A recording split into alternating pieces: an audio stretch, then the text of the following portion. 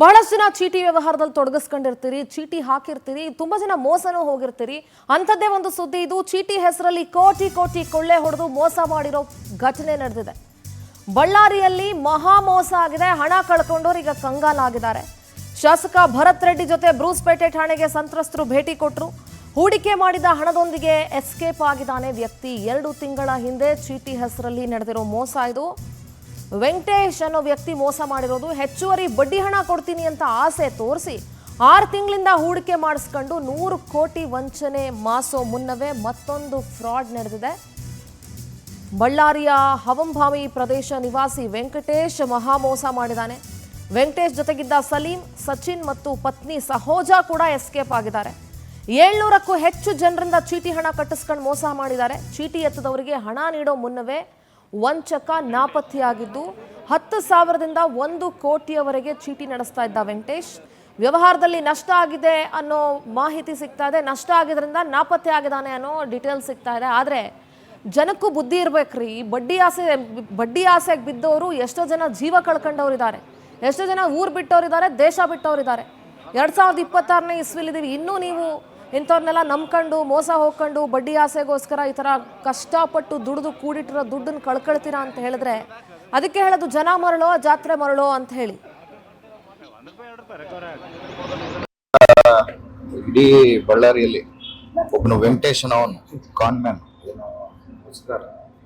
ಎಲ್ಲರ ಹತ್ರ ಬಡ ಜನರ ಹತ್ರ ಒಬ್ಬರ ಹತ್ರ 1 ಲಕ್ಷ, 2 ಲಕ್ಷ, 3 ಲಕ್ಷ, 4 ಲಕ್ಷ ಈ ತರ ಚೀಟಿಗಳು ಹಾಕ್ಸ್ಕೊಂಡು ಅದು ಹತ್ರ ಏನಮ್ಮ ಒಬ್ರು ಯಾರೋ 20 ಲಕ್ಷನ ಕಟ್ಟಿದಾರೆ ಅಂದ್ರಲ್ಲ, ಒಬ್ರು 20 ಲಕ್ಷ ಕೂಡ ಕಟ್ಟಿದ್ದಾರೆ.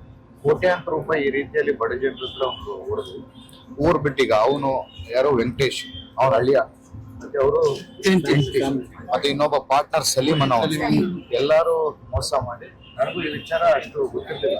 ಇನ್ನು ಪಾಪ ಒಂದು ಜನ ಎಲ್ಲ ಹೆಣ್ಮಕ್ಳೆಲ್ಲ ಬಂದು ನಮ್ಮ ಆಫೀಸ್ ಹತ್ರ ಈ ರೀತಿಯಲ್ಲಿ ಇದೆ ಸರ್, ನಮ್ಗೆ ತೊಂದರೆ ಆಗಿದೆ. ನಮ್ಗೆ ಬಹಳ ನಮ್ಮ ಕೆಲವಷ್ಟು ಜನ ಮಕ್ಕಳು, ಕೆಲವಷ್ಟು ಜನ ಹೆಣ್ಮಕ್ಳು ಮಕ್ಕಳು ಮದುವೆಗಳಿಗೆ ಮತ್ತೆ ಮನೆಗೆ ಯಾರ ಹಿರಿಯರಿಗೆ ಆಪರೇಷನ್ ಮಾಡಿಸ್ಬೇಕಂತೇಳಿ ಚೀಟಿ ಹಾಕ್ಸಿದ್ದಾರೆ. ಇಡೀ ಬಳ್ಳಾರಿಯಲ್ಲಿ ಒಬ್ಬನು ಬಳ್ಳಾರಿ ಪ್ರತಿನಿಧಿ ವೀರೇಶ್ ದೂರವಾಣಿ ಸಂಪರ್ಕದಲ್ಲಿ ಜಾಯ್ನ್ ಆಗ್ತಾ ಇದ್ದಾರೆ. ವೀರೇಶ್, ಬಳ್ಳಾರಿಯಲ್ಲಿ ವೆಂಕಟೇಶ್ ಅನ್ನುವಂಥ ವ್ಯಕ್ತಿ 100 ಕೋಟಿ ಮೋಸ ಮಾಡಿ ಅಂದ್ರೆ ಓಡ್ ಹೋಗಿರುವಂತಹ ಘಟನೆ ನಡೆದಿದೆ. ಚೀಟಿ ಹಣ ಕಳ್ಕೊಂಡಂತ ಜನ ಇವತ್ತು ಕಂಗಾಲಾಗಿದ್ದಾರೆ. ಪೊಲೀಸರು ಏನ್ ಹೇಳ್ತಾ ಇದ್ದಾರೆ ವೀರೇಶ್?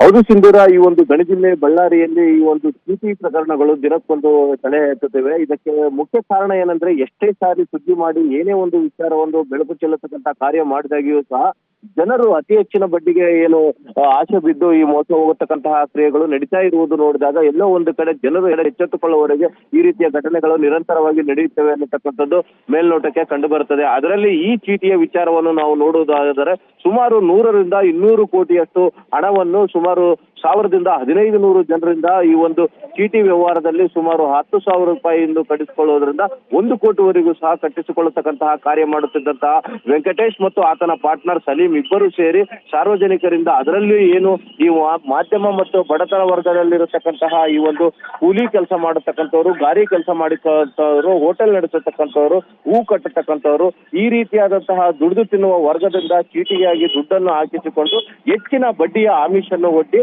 ಅವರಿಂದ ಏನು ಹಣವನ್ನು ಪಡೆದ ನಂತರ ಈ ಚೀಟಿಯನ್ನು ಎತ್ತದೆ ಯಾಮಾರಿಸಿ ಈಗ ಏನು ತಲೆಮರೆಸಿಕೊಂಡಿರತಕ್ಕಂತಹ ಘಟನೆ ಬೆಳಕಿಗೆ ಬಂದಿದೆ. ಈ ಕೃತ್ಯ ಈಗಾಗಲೇ 1 ತಿಂಗಳ ಹಿಂದೆಯೇ ಈ ವಿಚಾರವಾಗಿ ಒಂದು SP ಮತ್ತು IGP ಅವರ ಗಮನಕ್ಕೆ ತರಲಾಗಿತ್ತು. ತದನಂತರ ಯಾವುದೇ ರೀತಿಯಾದಂತಹ ಒಂದು ಬೆಳವಣಿಗೆ ಆಗದೆ ಇರೋದ್ರಿಂದಾಗಿ ನಿನ್ನೆ ಏನು ಬಳ್ಳಾರಿ ನಗರ ಶಾಸಕ ಭರತ್ ರೆಡ್ಡಿ ಅವರ ಸಮ್ಮುಖದಲ್ಲಿ ಈ ಒಂದು ಬ್ರೂಸ್ಪೇಟೆ ಪೊಲೀಸ್ ಸ್ಟೇಷನ್ಗೆ ಬಂದು ಈ ಒಂದು ಕೇಸ್ ದಾಖಲಿಸಿ ಚೀಟಿ ವಂಚನೆಯ ಕೇಸಿಗೆ ಸಂಬಂಧಪಟ್ಟಂತೆ ಏನಾಯ್ತು ಎನ್ನತಕ್ಕಂತಹ ಮಾಹಿತಿ ಪಡೆಯಲು ಸಂತ್ರಸ್ತರು ಮತ್ತು ಭರತ್ ರೆಡ್ಡಿ ಅವರು ಇಬ್ರು ಸಹ ಕೂಡಿನೇ ಬಂದಿರತಕ್ಕಂತಹ ಘಟನೆ ನಡೀತು.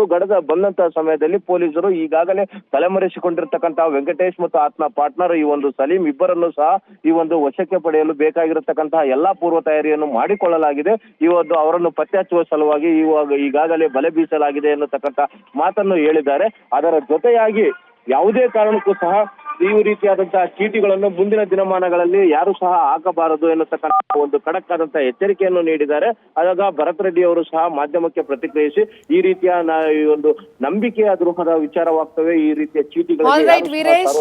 ಥ್ಯಾಂಕ್ ಯು ವೀರೇಶ್ ನಿಮ್ಮೆಲ್ಲ ಡೀಟೇಲ್ಸ್ಗಾಗಿ.